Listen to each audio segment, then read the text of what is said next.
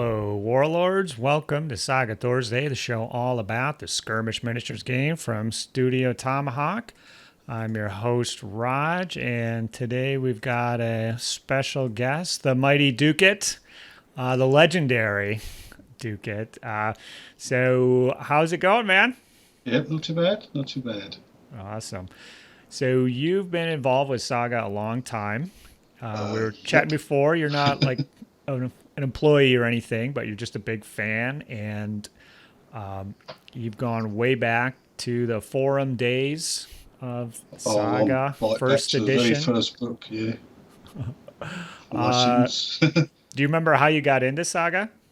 As my mate Stu come round, he just bought the book and he said, let's play this. So we used to meet up every Wednesday in my garage. Uh So we huh. dug the Empire figures out and they stood in as Normans, and what was the first one I used? Was Vikings, I think it was. So we Hmm. had the old Warhammer Vikings and Norman Yeah. Knights, and just had a blast and went on from there. And Awesome. suddenly, here I am with a few more figures and Uh huh. more Well, books. yeah, it's cool. You're still playing after all these years, and Oh you're yeah, still the forum. I'm not on the forum very much. Is the forum still going good? it's still going. I don't get on there as often as I want. Okay. I do try to pop on every so often, just Yeah, but you but it's are. it's quite. I am quite regular on your Discord. Yes, I was gonna say you'd pop over to the It's a Discord lot quite a bit. easier to get on the Discord on the phone and stuff, and just look at my tea break at work and stuff. So, Yeah. So, and you've kind of developed a reputation as the rules man. You have a secret line to Alex, or maybe you don't, or maybe you just want people to think that, but you kind of have a mind for the rules, and you can jump in on rules questions. So I appreciate that. And but today we're here to talk about Saga Age of Magic: The Otherworld. So what is I mean, you're knowledgeable about these guys. Are they your main Magic faction, would you say, or just one of it's many that you probably like to play? it's the only one I have a dedicated warband for, Okay. painted and ready to play. Yeah. The others I tend to proxy and stuff and have an amalgamation of figures that we use. But these Hmm. boys are my what you call my preferred outfit, I suppose. Awesome. Did you have some?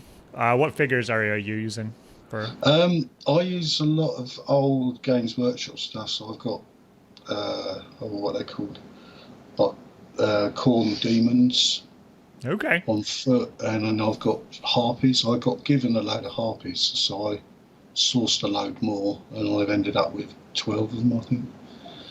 So That's it was like awesome. I used for my half guard, Yeah. So and then yeah, a I mix of other Reaper bits and whatever I've picked up that mixes and matches in quite nicely. So mhm. I think there's some I can't remember the name, the Mantic stuff as well. Yeah. Okay. You can mix it up. Yeah, Oh, I there's started all with sorts. the Warhammer stuff as well. That's what I always had, and I had a Wood Elf army and a Demon army, and then when Age of Magic dropped, the Wood Elf army, the troop choices didn't quite align with the troops I wanted to take for Lords of the Wild. I mean, I could make an army, but I liked the Otherworld Mm. lined up really well with the demons that I had built. So I played a ton of them when the Magic first dropped. Good year or two. I've kind of moved on to some other stuff, but I had a refresher game, and this is one of the more challenging factions to play, I would They say. can Would be. you say I that? think it's just trying to get in tune with the board. I find a lot of the Age of Magic, if you get in tune with how the board works together, the various abilities with your units, then it can plays a lot easier. Hmm. Yeah, I would say this is. I'm trying to think in the Age of Magic book. I don't think it has like the difficulty rating with the stars, but I would Mm. say the It's, Otherworld is it's a 3 star. You gotta get some practice games in.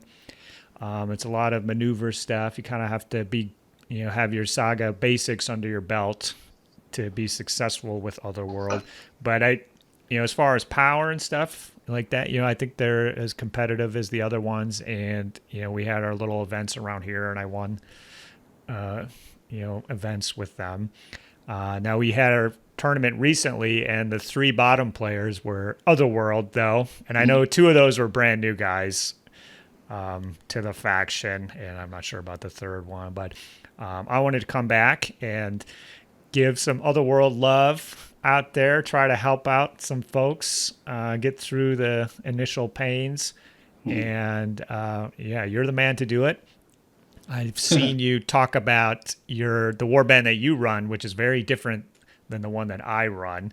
That's the great thing about Age of Magic. You can do a lot of different things, and I can't wait to dive in, and let's just hit up the troop types, I guess. Starting with the Warlord, we've got a lot of options here. Mounted on a beast or a winged beast, so a flying beast. If they're not on a beast, they can have a heavy weapon or just be, kind of the sword and board general. So I've found that I don't, you don't have levies. I mean, you might have a monster or 2. So the wheel bay isn't necessarily critical for me. And I like how the abilities kind of combo with the Warlord. So I like the Warlord on the beast. Is kind of my go-to. Which one are you favoring? Do you have one that you do? I take the winged Warlord, which is unusual because normally if I can have a Warlord on foot, I take the one on foot because they are the most survivable Warlords you can find, usually. Purely because you can raise your shield up, do a defensive stance and chuck a load of damage off in combat that way. Yeah, and you like to use I like the Hearth Guard purely too. for the maneuverability. My list is built around the winged ability. So. Yeah, so we'll get in that. So we both like the beast. I guess we'll get into it, but the beast, I guess the official recommendation is a beast on foot or flying. You can take the Otherworld Lieutenant is a conjurer, and he is, he's got the standard lieutenant stats. I think he's just going to be on foot, I believe. He can be ringed or on foot. Okay, yeah. It's very rare I've ever used a lieutenant, I will say. Yeah, you have to... so you pop it during your orders phase, and you can eliminate a friendly figure within very short and roll 2 Saga dice. So, at the start of the game, he'll be within very short. It's easy to do that. But as the battle develops, you kind of want him in turns 4 and 5. And I could never get him in the right spot at the right time to pop the dice. And you got to kill a warrior. Typically, the 2 dice could be handy, but I just couldn't get him in the right spot. Very special. He's probably one of the most specialist edge case uses for a lieutenant, I think. The others are all slightly simpler to use, I think. I think he's okay. He's okay. I mean, he's quite powerful at the right time. Yeah, he can definitely be kind of like a roadblock type character. You can jack up his resilience. You can jack up his armor easily. He can close ranks if he's on foot, and he can kind of determination and presence are very important. Yeah, a couple of abilities will key off that. So he's not bad. He's not my favorite. I took him in plenty of games. Some of the events I won, I had him, but I didn't really use him for a special rule. So he was just another guy running around. All right, sorcerers are popular. You're taking death and energy here. So you have a particular sorcerer you like. I do. I always run a sorcerer, and he's always got wings. So wing sorcerer, I love it. He needs to move. So what are in this review? We're not really going to get in too deep with the different spells and the strategies and go through and review them one by one. So, what are the 3 spells Well, you I have usually 3 like to go-to take? spells, which is Breath, Bolt, and Drain Life from the Okay, so those are 3 stuff. So damage Bolt dealing speaks spells. itself, yeah, it does damage. So, Breath is amazing because it's all enemy units within M and that he can see. Roll 3 dice and suffer either fatigue, a casualty, or casualty. and then So bolt it's long chaotic range, and drain life is long range too. Drain life is long range, and that's very useful because what I do, obviously, you fly in with your wings, cast breath on all the units within M, which having that long movement of M, L, you can fly in the middle of the enemy units, pop them with a breath, fire a bolt off, maybe cycle a rift off him, and then fly him out. Get the heck out of there. 2 dice on drain life and hope to take his fatigue off. Okay, yeah, I love it. So it's like, and what you're trying to do is fatigue and cause as many casualties and be as annoying as you possibly can with your sorcerer, just to disrupt the enemy plans. So yeah, that's cool. Yeah, I should try that. It's random, it is chaotic. Sometimes it works amazing, and other times you'll get nothing out of it whatsoever. Yeah. It's fun. Well, Otherworld doesn't have traditional shooting, really. So having, there's a couple of abilities, maybe a scores you could take, but this kind of gives you some ranged threat, and I could see you definitely catching people out because they're not expecting that from Otherworld. You go back to my Warlord, he can obey the sort in. The sort can do all his stuff, and then he can determine himself out. So in total, I've used 1 Saga dice to pump myself to 4 magic dice. So it's not a bad trade-off. Lots of. That's cool.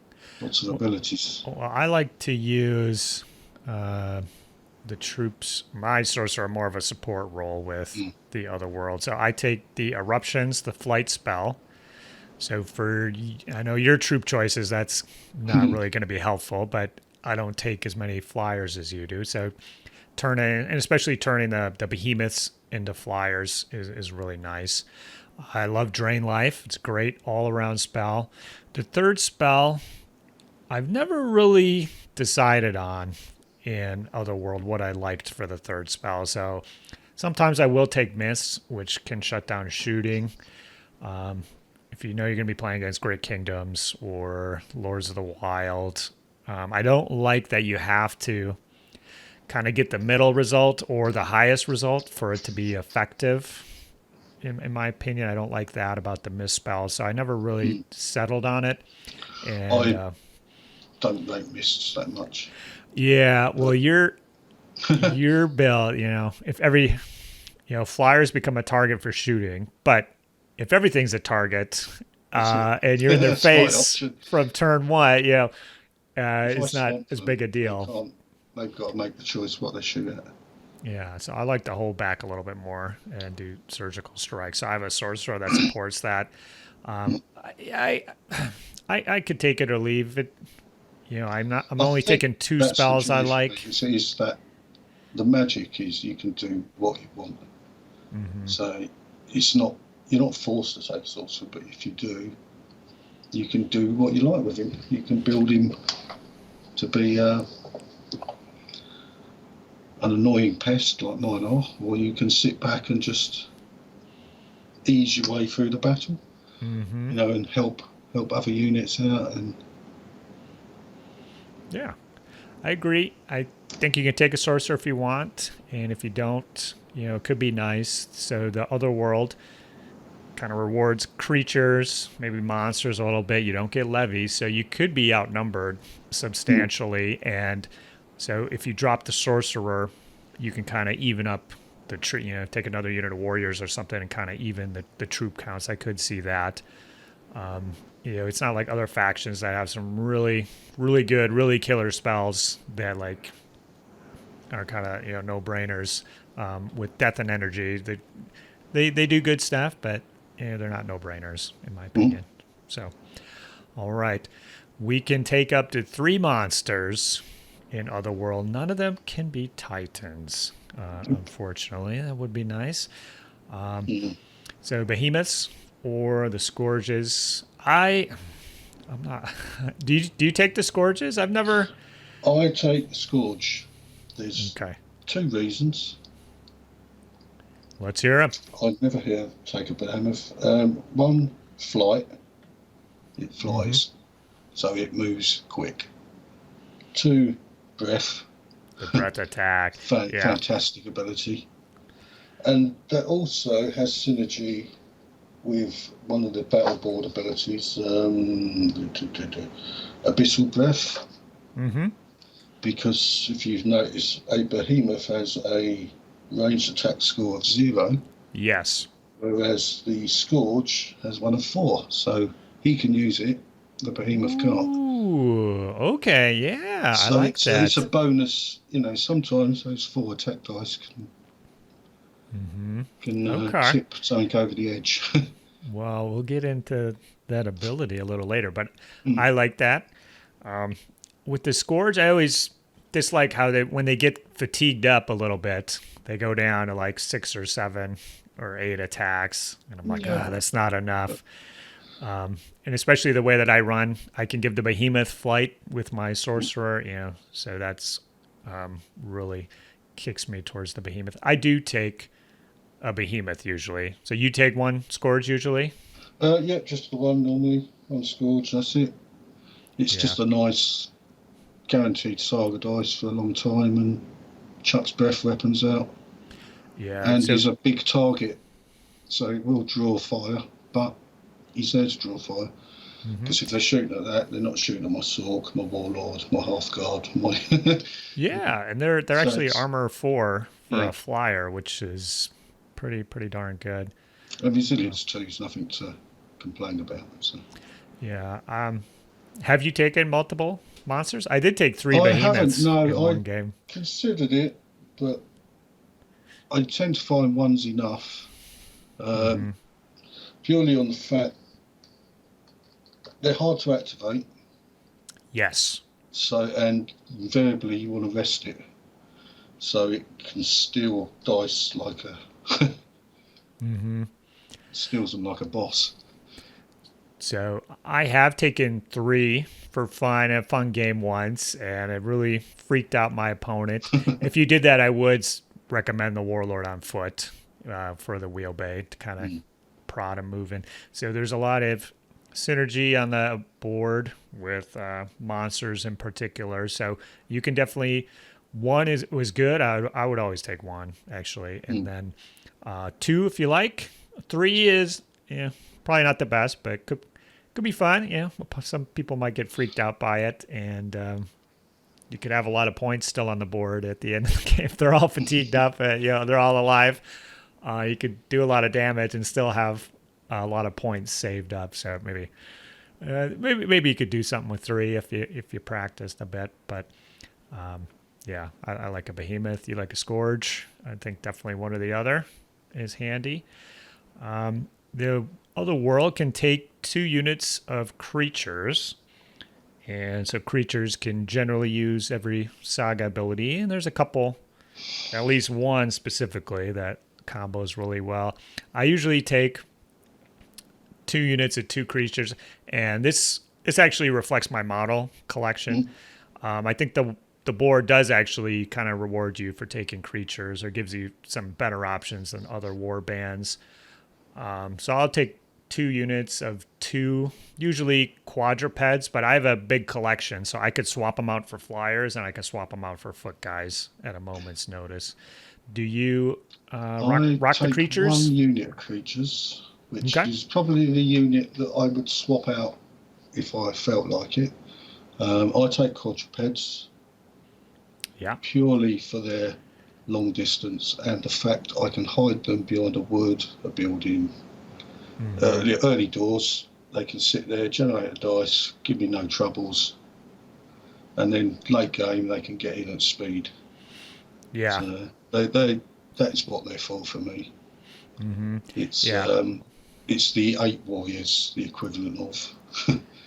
So, but they're cool. You know, they've got synergies with the battle board, as you say. Late game hitters, or I'll send them. You know, usually I save one for late game and then one in early game, kind of like in a suicide charge on like either end of their battle line. So they get fatigued up, but they stay alive. You know, they did their damage, they stay alive, and then I kind of protect them with other troops while they, you know, kind of rest and recuperate for the rest of the game. Yeah, I like basically they're my back line. They sit there and hold the back of the field, and cool. Which can be important because my mate has a terrible habit of flying his flyers in with the manoeuvre rule into my back, so they can sit just L to a corner somewhere in cover. That's right. Yeah, you got to have that lock second that wave. corner down. So it's they can prove invaluable sometimes up the back. Absolutely. All right. We're almost done with the troops here. We've got Otherworld Hearth Guards. They can be equipped with heavy weapons, and then the other option, which doesn't specify here, but it's down below, is they can fly. So a lot of troops can fly in the Otherworld. So the Warlord, I didn't say he could fly. He could be on foot and fly. The Lieutenant could be a flyer. The Sorcerer can be a flyer, like you said. And then the Hearth Guards and Warriors can be flyers as well. And I usually don't take any Hearth Guard in my war band. Based off the models that I have, I don't have an obvious model to use for a Hearth Guard. And I've got a ton of figures, but there's nothing. All my warriors look the same. There's no way to differentiate them without me just saying that these guys are arbitrarily Hearth Guard. So I could see using Hearth Guard. I don't have a beef with them or anything like that, but just based off my models, I never really used them. I could see some Hearth Guard flyers. Could be tasty. Are you taking some Hearth Guards? What are you rocking? I take 5 points of Hearth Guard. 5 points of Hearth Guard, baby. I love it. I'm a good man. But I take 8 Hearth Guard in one unit on foot. Ooh. Okay. And that's to have synergy with battle board. Yes. So are those I'm sure we'll touch on that one later. Mm-hmm. The standard equipment. Just standard equipment. Okay. Nothing special.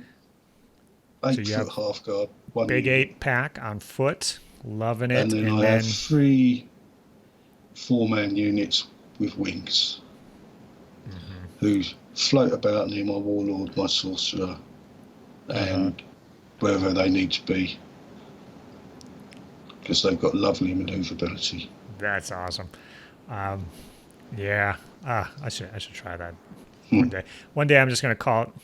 I'm not going to use any warriors, but I'll use all my warriors as Hearth Guard, and that'll solve the problem. I would love to try that. Yeah, that 8-pack on foot, I'm definitely pretty keen on actually trying that. That would be what I would do if I get some Hearth Guard painted up. I'd do an 8-pack on foot. I think would work really well with some of the abilities here, which we'll get into. Lastly, we've got warriors. I take a ton of warriors just based off my collection. Do you? I take none. Okay, so yeah, you've got the Sorcerer, the Scourge, the Hearth Guard. That doesn't leave.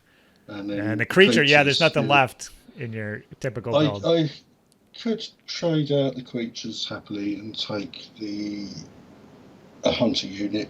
Would be my swing to, as it were. Okay. Well, that'd be my. If I wanted to change it up and have a mess about, that'd be. I could see me doing that. So the hunter unit is a special similar sort of thing. Unit. Yeah. So we'll get into those guys in a little bit. I'll just chat about the standard warrior options here. So they can fly as well. I take a unit of flyers. So I have 10 flying warriors, and that's all the flying warriors I have model-wise in my collection. So they work out good. I could see taking more. Since I like to give my sorcerer the flight spell, it's a little redundant. So usually I will make my warriors fly. It's just I'll use the spell to do it. Now, I've always used heavy weapons on them. I played lots of events. I did really well. Now I'm kind of, after playing a lot of games, I'm kind of leaning towards the no special equipment ones to close ranks. Because a lot of times you're getting smashed up by creatures or behemoths or stuff with resilience, and it doesn't, the attacks you're doing don't matter. You can't kill it. It's not going to tip the scales. You just want to survive. Yep. And I would rather kind of close ranks. You got higher armor, so you just want to kill them when you attack, but you want to survive when they attack. That's usually yeah. So it's nice for attacking. Generating additional attack dice. There's a couple abilities, but so the +1 for heavy weapons. I played a lot of games, and you can definitely make it work. My preference now is going towards just the regular ones with the additional armor and being able to close ranks. Is kind of more my preference now after playing so many games of Age of Magic. And then I take 1 unit of 10 flyers and then 2 units of 11 warriors. In the past it would be heavy weapons. Now I would just take regular weapons, and that works out to 4 points, I think, exactly. And having 11, that's a magic number against certain factions. You don't want 12, but 11 is good. So we've already talked about the Conjurer. The last troop to get into are the Hunters. So these guys are kind of interesting. They do generate a Saga die. They're armor 3, so lower than warriors. Their aggression is 1, like a warrior. They don't shoot. They don't have their aggression 0 for shooting, which could matter for the breath spell. They have the hunt rule, which is great.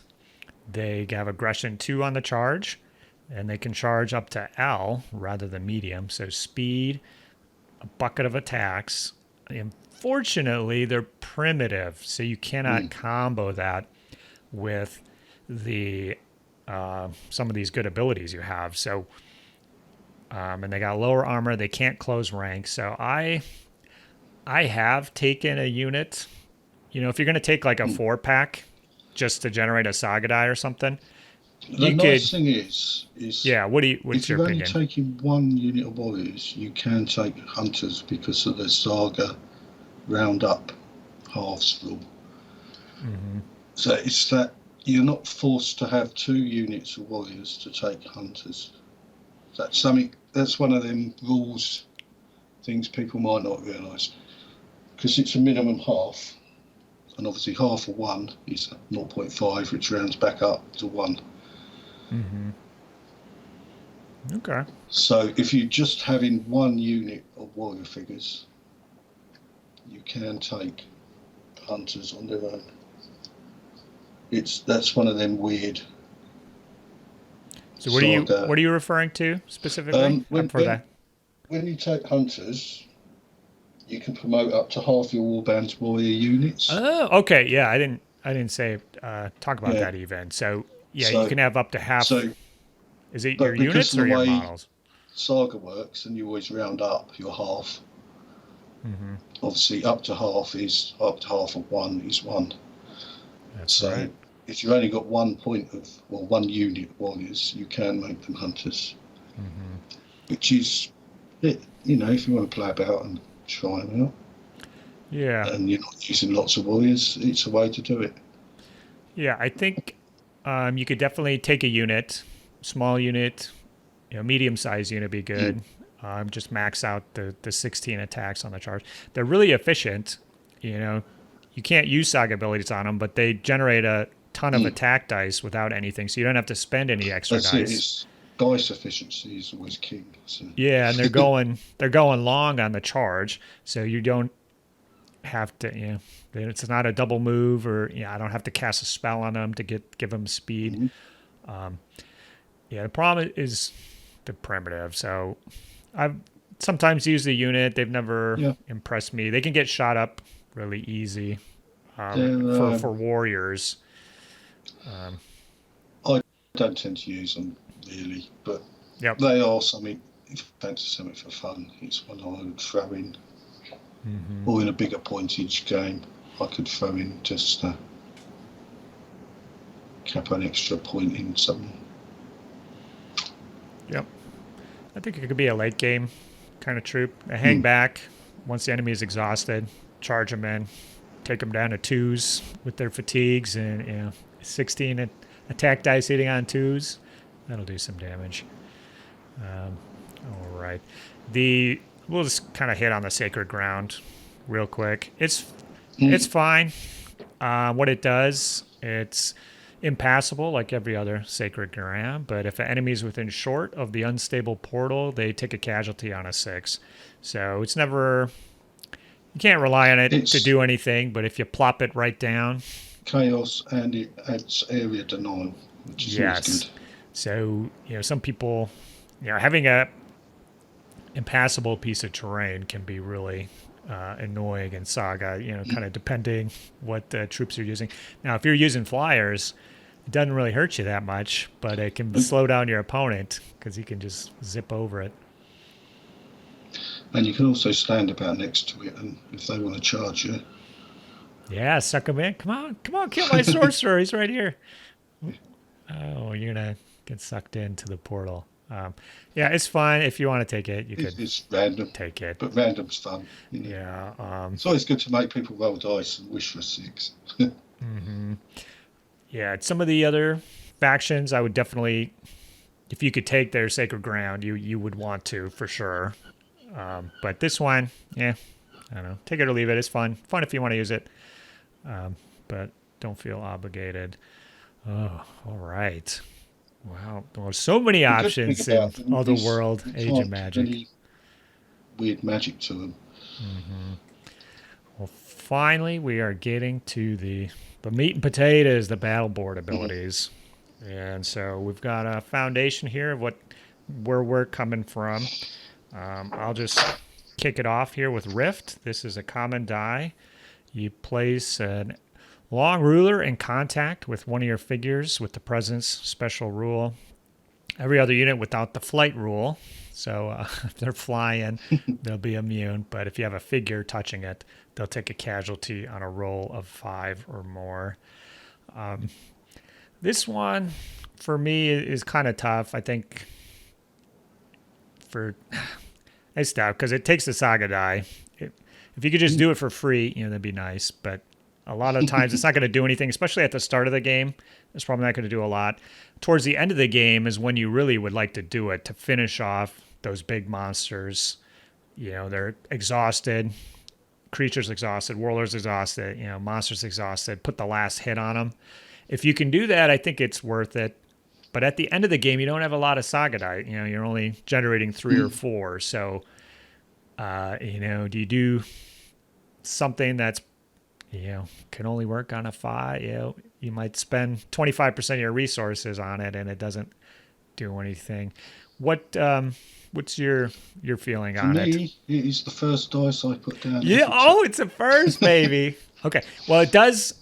That's because I play my sorcerer like Captain Aggressive.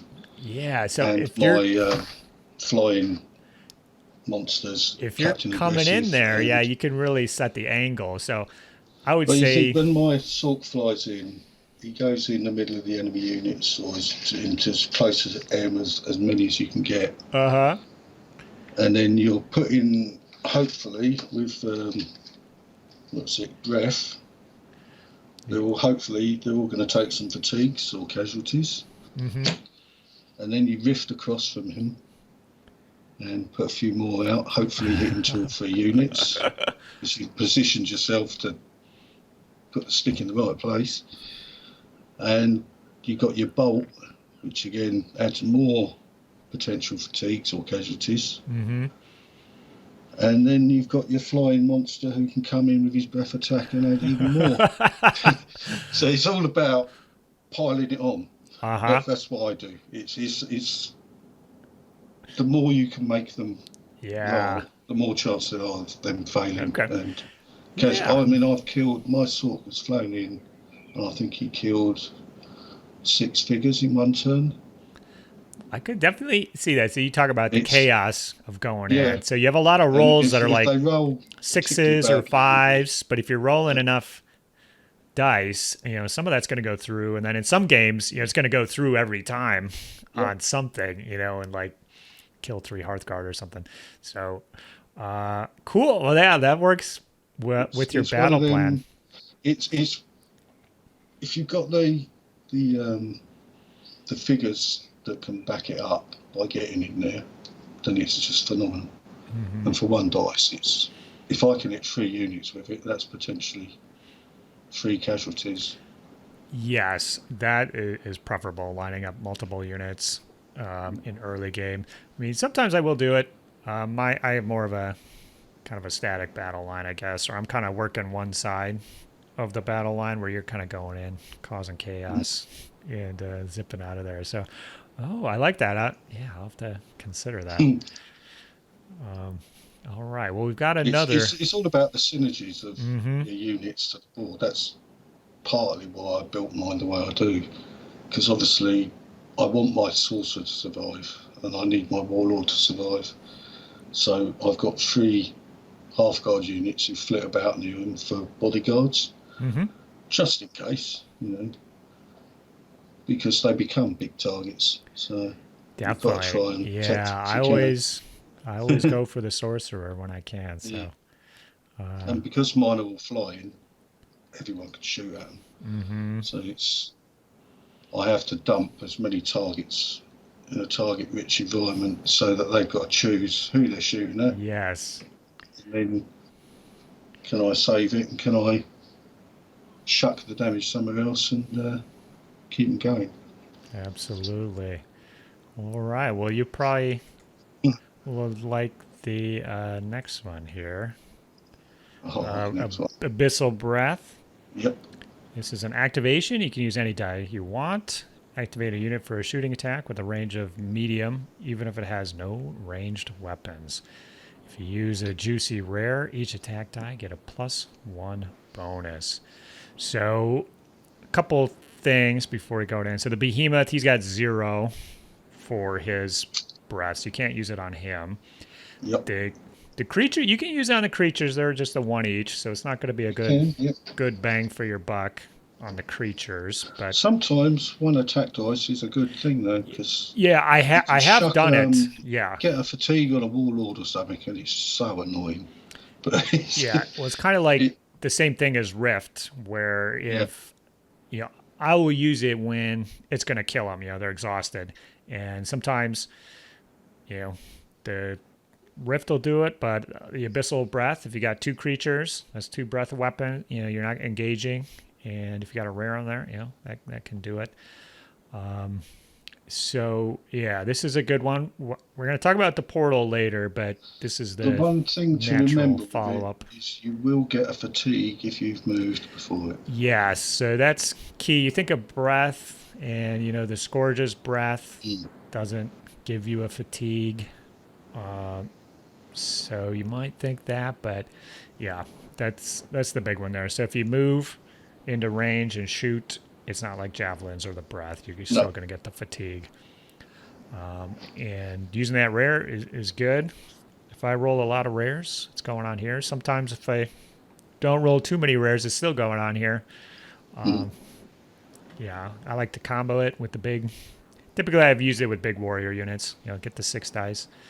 But and invariably, I will use it with my big Hearth Guard unit, obviously. Yeah, so the 8 Hearth Guard, they're the only guys who can max it out, really, with 8 attack dice. 8 dice. And hitting on a +1, it's like a big unit of crossbows to chopping in. So, the more dice you have, obviously, the better the rare is going to get. And, great ability. I use it frequently.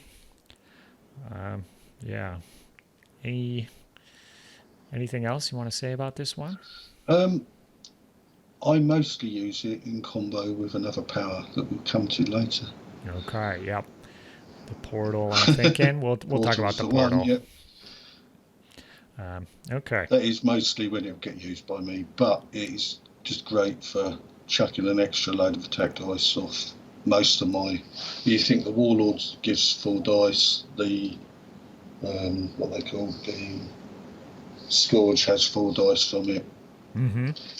Yeah, breathing with the Even Warlord. Sorcerer doesn't get any dice, so he's no good. But I think the Lieutenant would be 2. So yeah, it's just even four half guards with wings is 4 attack dice, so it's still yeah, baby. it can be quite useful. Yeah, I like any Saga ability that gives you a shooting attack without having to take shooting troops, which are usually lower armor. So you can kind of, with the Otherworld, you're getting away with some shooting without having to take the armor penalty. So I think that's good. That's awesome. Supernatural Stature is next. This is another one. There you could use any die. If you score at least 3 hits in melee with your attack dice, you get a +1 bonus to all your defense dice. And if you use a rare, you also gain 2 attack dice. So it's that darn 3 hits. You got to get the 3 hits in there. So you need a large number of attack dice to really feel comfortable using this. So, when the Warriors closing ranks, if you're down to 5 or 6 attacks, you might be sweating it against something going on. But I'm thinking your 8-pack of Hearth Guard will use this one. You'll still have 8 attacks if you close ranks. Okay. It's good for them. Quite often I won't close ranks a bit. I actually use it on the attack. Okay. Yeah, I'll use this one with the creature. You don't have any other way to get defensive dice really on the board. There's a couple ways to make yourself tougher, but without defense dice. So this is one way to do it. Just blocking on 4s instead of 5s, and it is tough to close ranks and block on 3s would be nice, but the characters you have, you'd have to combo it. Standing in cover. Yeah, that would be nice as well. It's the 3-hit problem, so you might need to combo it with another ability if you're closing ranks to ensure you get those three hits. The rare option, I have put it here. I don't. There's a lot of good stuff to use on the rares, and I'll kind of move them around. It's a nice bonus. Yeah, you don't have a lot of ways to get attack dice. So this is just a good one, and I don't use it all the time. It's a good defensive ability. You have you have a couple. You can go more defensive than this, so this probably isn't your first choice for defense, but every little bit helps keeping your guys alive. Not too bad. Let's go down to dominant position. So based off my build, I hardly ever use this one. It's an orders reaction, takes an uncommon. Choose a friendly unit with the flight special rule. Until the end of the turn, only units with a figure within short of the chosen unit can charge it. So you can be, basically you're within medium range, but you pop this and it's still a double charge to get them in. So do you, with so many flyers, is this part of your plan or not? Do tend to put something on there for defensive purposes. Okay. Anything that makes the opponent take fatigue is a good thing for me. Mm-hmm. And having an army that consists of everything bar 2 units with flight, it's also quite valuable for me. So yeah, I could see. It's sometimes you just can't get away, even moving long. Mm-hmm. And it just gives that sorcerer a little edge. Yeah, depending where he's hanging out, especially if they have troops that can charge L or something like that. Well, even really... even my what do you call it? The Scourge. I've used it on the Scourge before now to stop them getting a charge in without. Yeah, that's a great call because he comes in, lands within medium. My armor goes up. Breath does a breath chart or a breath attack on him. Maybe you do an Abyssal Breath too, if you're really wild, and then dominant position. Yeah, that's actually, yeah, that's a good play there because you want the Scourge to end within medium. So you can breath And the attack other something. thing is, again, because I'm pumping out lots of fatigues, when you spend a fatigue, it drops them to an S move, or an S charge usually, which means You can just keep if you've canceling got it. like one unit that can get at you, you can dominant position them off, whereas the others you can slow them down to stop them getting in and stuff. Okay. So you fatigued a whole bunch of That, stuff, but there's one that doesn't guy on make the end sense to that what I'm saying, but yeah, missed it. It's an alternate way of messing them up. Yeah, I think it's cool. I think it's decent. Uncommon die. Not too bad. All right. Let's go down to one of my favorites. Use this one almost every turn. Might. Common, uncommon. You can reroll up to 3 of your attack dice. If your unit has the presence special rule, you gain 3 additional attack dice. So I love this on the Warlord, on the Beast, on the creatures. Because of the presence. If you have this ability, it actually makes the lieutenant. He becomes a nasty little dude. He goes from 4 to 7 attacks, re-rolling 3. So you can catch people out, do some nasty business. I'll still use it on the warriors. Even though you're not getting the bonus. And what it does, it has a lovely synergy with supernatural stature. Oh yes, so you need 3 hits with supernatural stature. So if you're re-rolling 3 attack dice, they're a natural combo. And I do both of those quite frequently on the warriors, especially when I was running heavy weapons. The blocking on 4s was nice, and if you're re-rolling 3 dice with a +1, you're probably going to hit with everything half the time. So great ability. And that second part is what's kind of kicked me towards the creatures. Because it's good.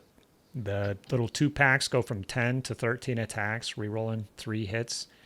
That's pretty good. There's not a lot in Age of Magic giving you a lot of extra attack dice. So you take it. Very nice on the Warlord. Yeah, great on the Warlord, on the Beast, or just even on foot. On foot 8 to 11. Taking you up from a 5 to a... Yeah. And, I could see Warlord on foot. If they come in, you could close ranks, pop supernatural stature, pop this. You got 7 attacks, re-rolling 3 of them. You're going to get 3 hits, and then your Warlord's blocking on 3s. And he might be Resilience 2 or have +1 armor on top of it. Great ability. This is one you want to load up whenever you can. Okay. Let's go up to Portal. This one's a rare in the orders phase. Tell me, okay, so you take one of your units without any fatigue. So sometimes that fatigue part is annoying, but this is so powerful you don't mind. You can place the unit anywhere on the table in open terrain and medium away from at least one enemy unit, and you cannot activate them to move or charge during that turn. So they're kind of done, but not really with the breath, we'll say. So just to, for the medium away thing, so if you're doing one model, it's really easy. You just put it exactly medium away. If you're doing a unit, you pick up one of the models from your unit and you put him exactly medium away from the enemy. And then you finish deploying the rest of the unit. And the rest of the unit, you kind of follow the normal rules of coherency. So they have to be within short if they're, infantry, if they're, cavalry or whatever. Creatures can be medium, but they can end up closer or farther away to the enemy. So it's, you need some kind of point to put them down, but you can put one model medium away, and then the rest of them you could just mass them closer to the enemy, as close as you want, as long as you're forming a legal unit. So that's how it works, So just reading the ability, it might be tough to visualize that, but that's how it works. So how do you like to portal, Mr. Ducat? Well, just happen to have a very large unit of Hearth Guard. Yeah. Who are on foot and seem to suddenly portal themselves within aim of any large shooting unit they can find. And then our old friend from earlier, Abyssal Breath, suddenly lets them shoot for 8 attack dice. Yes. So because that's not moving or charging. The natural combo. So the good thing about the portal, you can go anywhere basically. You're really going to catch your opponent out. The downside is they kind of get a turn to react because you can't, jump on it. So the Abyssal Breath, you do get to do a little something, as part of your surprise. That's the key. So a portal, Abyssal Breath is a natural combo. If you have 2 rares, both of those, that big 8-pack of Hearth Guard, I love that. That's awesome. And you've got, we did 1 defensive ability. There's going to be more defensive abilities as we go down. So it's also a fantastic late game when you've got certain scenarios where you need to get into the opponent's half of the table. Oh, yep. And suddenly you can, leap across from nowhere to a scoring position. Yeah, so the Otherworld is hands down. There are uses for it. It's the most maneuverable faction because you take so many flyers, and we know they can maneuver and just hop, halfway across the board. And then for the guys on foot, you can still pop this, and the mobility is unprecedented. So, I like to use this. I like to get I'll pop in the big warrior units, that I take. So kind of a similar idea. They'll be throwing 6 attack dice with the shooting, and then, it's on. You're ready to go. I like to kind of in general. And if we look, I have a battle report recently. Well, when this goes up, it won't be too recent, but where I played my Otherworld demons against Lords of the Wild, against my friend Davey. And that game really showcased how I use the portal, where I just, we got our battle line set up, and then I portal basically to one side of the board, and then I just, our entire fight is going to happen on one side of the enemy's battle line, and the portal kind of helps me do that and reposition and get all my troops. And so you like to go in, cause chaos, and get out. I like to concentrate all my attacks on kind of one end of their battle line and work my way down. So hopefully half their army is just kind of sitting there. He's spending dice to maneuver them, get them, try to get him into the fight, and I'm just kind of hammering him on one end. So that's kind of how I like to do it, and that the portal really lets me do that by getting my big, teleporting warriors 36 inches. He lined up some unit across from them, and I'm in the back line messing up archers. Kind of like what you were saying, go after their shooty stuff. Great. Anything with low armor. It's just awesome. great ability, and kind of a signature. For, if the sorcerer or someone's out of position and hasn't got any defense, he's a target. Yeah, go for him. Great ability. All right. Astral Bond. So this is orders reaction. Takes an uncommon die. Choose one of your units to increase its resilience by 1 until the end of the turn. If they don't have resilience, they'll gain it. So this one can be used on monsters because it's an orders reaction. So really all kinds of synergy here. So I like to use it on the creatures because resilience 1, you kind of burn through that pretty quick. But resilience 2 is pretty nice. So you can definitely go into hitter, choppy units with the creatures. And if you're resilience 2, you'll still be alive. If you're fresh, they'd have to do like 9 wounds to kill one. So that's kind of how I use it. Sometimes going from resilience 2 to 3 isn't quite as valuable, but could be good. How do you use this one? How do you like to use it? I do. Often I'll stick resilience 1 on my Hearth Guard unit. Ooh, when it's just flown up into the background somewhere, and there's plenty of other units around it. Okay. Just because it's there for the whole round, so they've got to hit them a lot to kill them off. Yeah, that's great. I was going to ask you specifically. You know, potentially that's 2 extra wounds I can avoid and keep them from being, because you don't want to exhaust them, obviously. But, yeah. But taking them down 2 is always worthwhile. There's 2 potential wounds on there, or my massive flying Scourge works with him well. Resilience 3, if he needs to stand there, be a bastion of power in the middle of the board.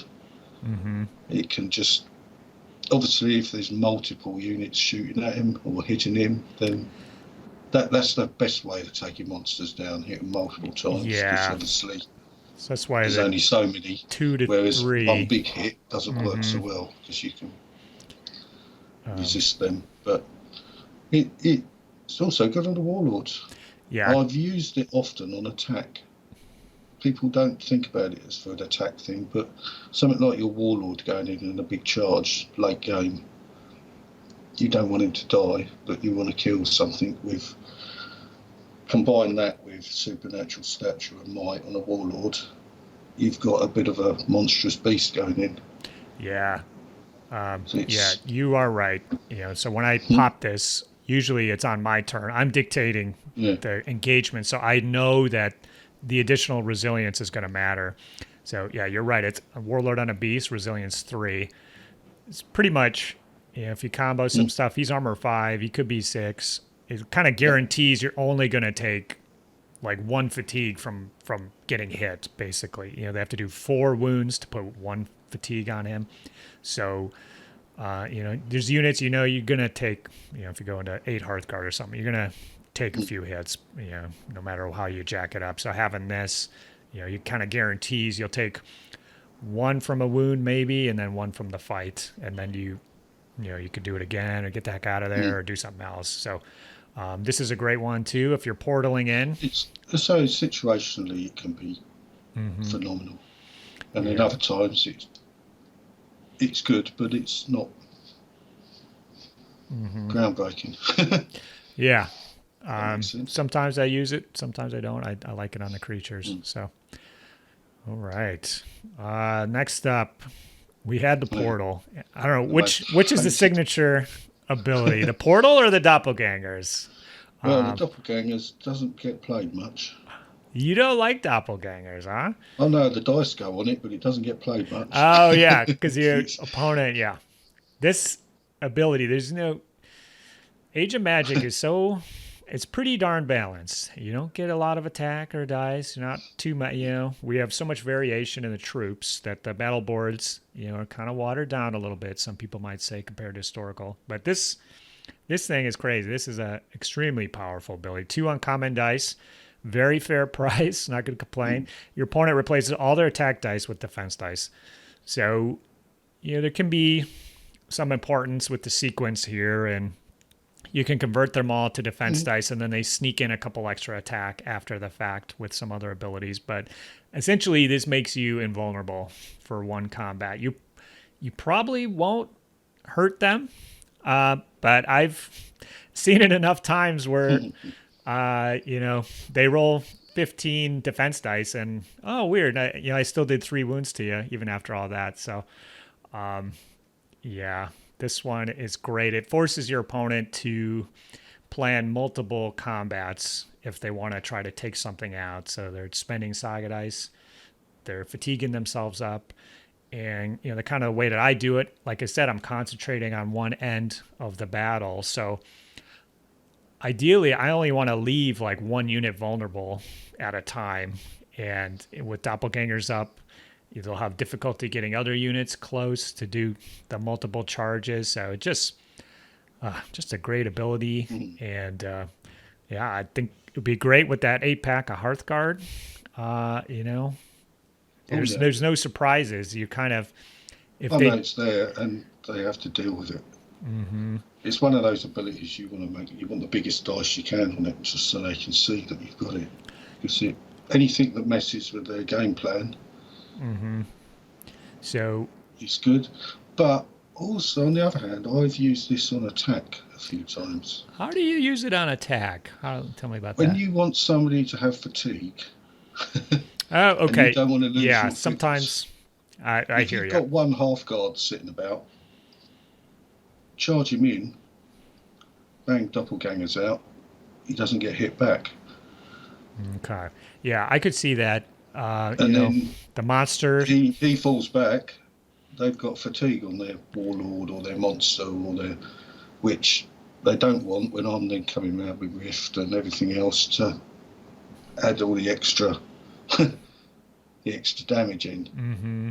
That's a good point. It's all about piling those fatigues on and the extra casualties here and this, that, and there, without losing your own dice. So.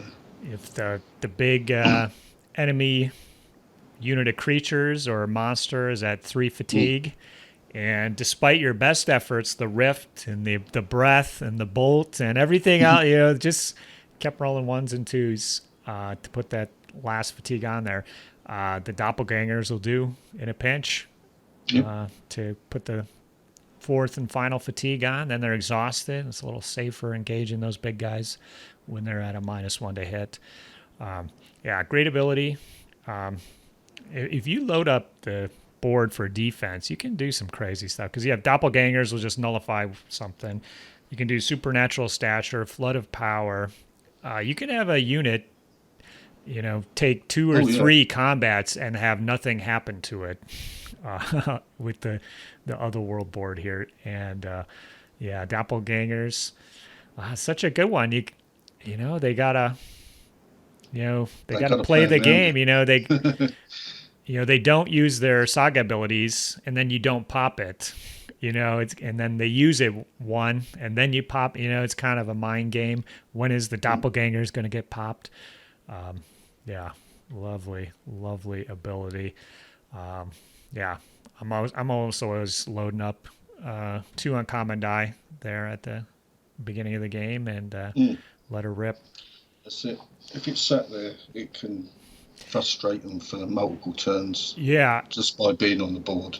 Which anything that disrupts their cunning plan. Yeah. Is I'm fine with that. Yeah. You're right. They won't engage because they need multiple good combats to make it happen. So if they can't do that, they won't engage. And then it just sits there till next turn. I'm fine. Having that sit there. So great ability. Flood of Power. This is an orders reaction. An uncommon or rare die. Choose one of your units to increase the armor by 1 until the end of the turn. Or not until the end of the turn, until the end of their next melee during this turn. She's probably one of the most misread abilities on the board. Unless you use a rare, the unit suffers a -1 penalty to its attack dice during said melee. So I really like this ability. Combo's great with the Warlord on the beast, and I'll often, if I don't have a particular portal in mind, I'll load up the rare here, so I don't get that -1 penalty. And the Warlord's armor 6 on 1 die. Me like it. This is one of those abilities that's really badly franglaise. Right. Unfortunately. The armor bonus is only for your melee armor. That's something not a lot of people grasp that when you read it.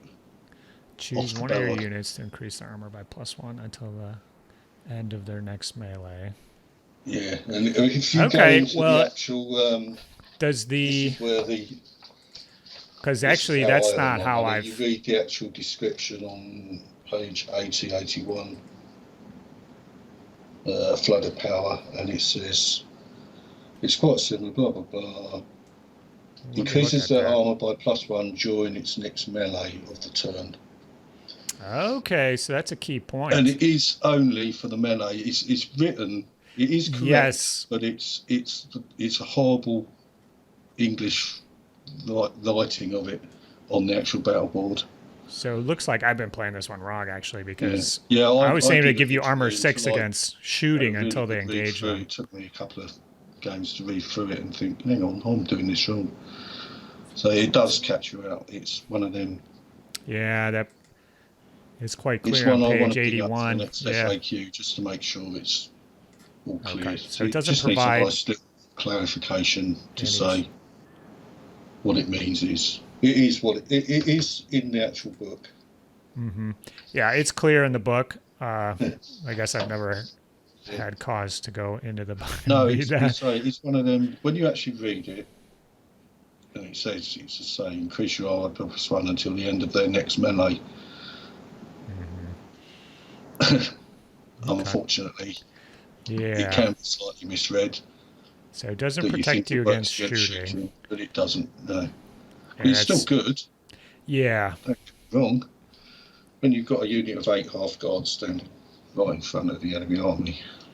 Yeah, going That's armor fun. 5 to 6 is a big, Yeah. big deal.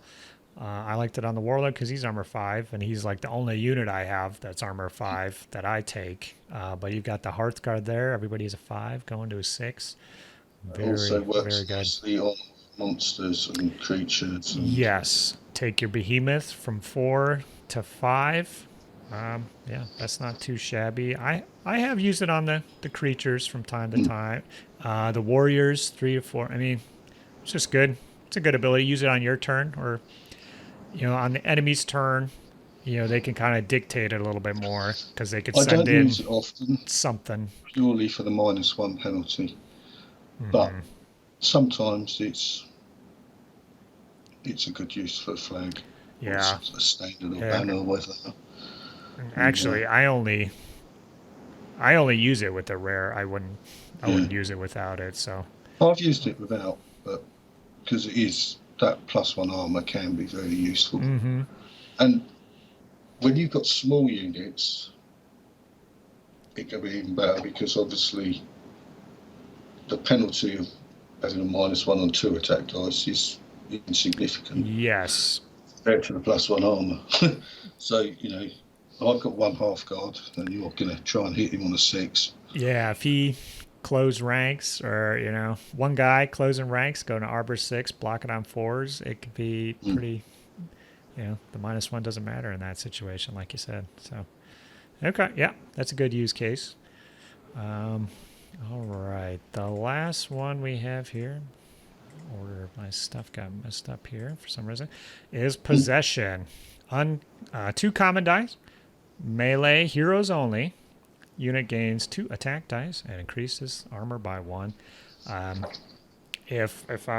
prefer to use Flooded Power with a rare to get the +1 armor, but if I can't, I'll spend the 2 common die. Usually, the two die is kind of steep. There's more I want to do, but I will use it, and then you get the 2 attack dice at least. Yeah, it's good. Good ability. Doesn't get used that often for me. Stacks with Flood of Power. Yeah, it does stack with Flood of Power, actually, yeah. Which can be nice. So if they take you down... Turns a sorcerer into a beast. He's 4 attack dice, so. Yeah, could be, again, the lieutenant. Yeah, but the lieutenant goes from 5 to 6 attacks. It's situational. I mean, it's great for Warlord. Mm-hmm. Warlord going in with 10 attack dice and armor 6. What's not to like? Yeah. And if you add might and supernatural stature to the mix, suddenly it's your Warlord's looking like he's going to survive. Absolutely. Most fights. Yeah. Good ability. It might be used in the game, might not, but I definitely don't discount it if I got the dice for it. Yeah, so that we've gone through it, and I loved hearing about that 8-pack of Hearth Guard. It was definitely something that I've considered, but I've never. Yeah, I've got so many projects that I can't ever seem to just sit down and paint up 8 Hearth Guard models specifically. But everything you've talked about, portaling in, breathing, they come in doppelgangers, supernatural stature, the combos with the big Hearth Guard unit are great. And we've seen all these defensive abilities. I don't think you can have a more resilient Hearth Guard unit in Age of Magic.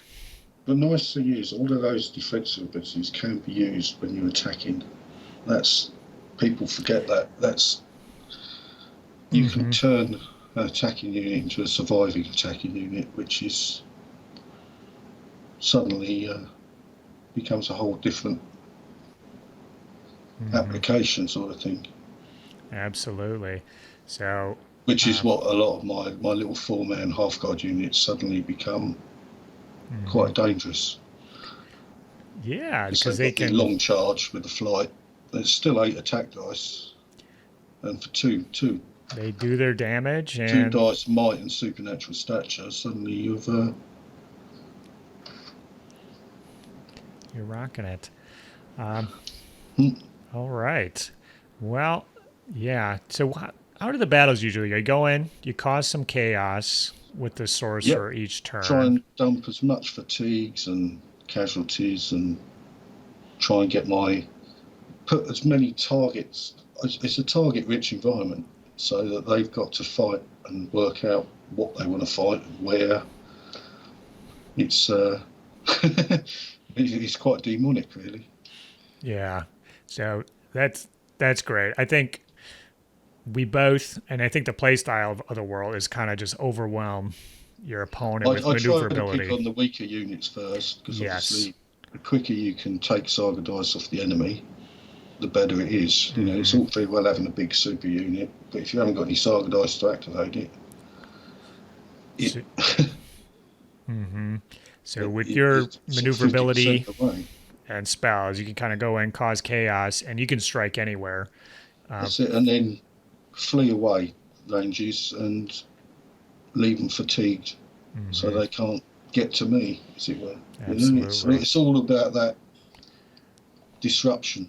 Yeah, you're setting the tone. You know, so I talked about, I like to work on one end of the flank. Aggressive. Yeah, is probably the difference. I think you got to be hyper aggressive with this army.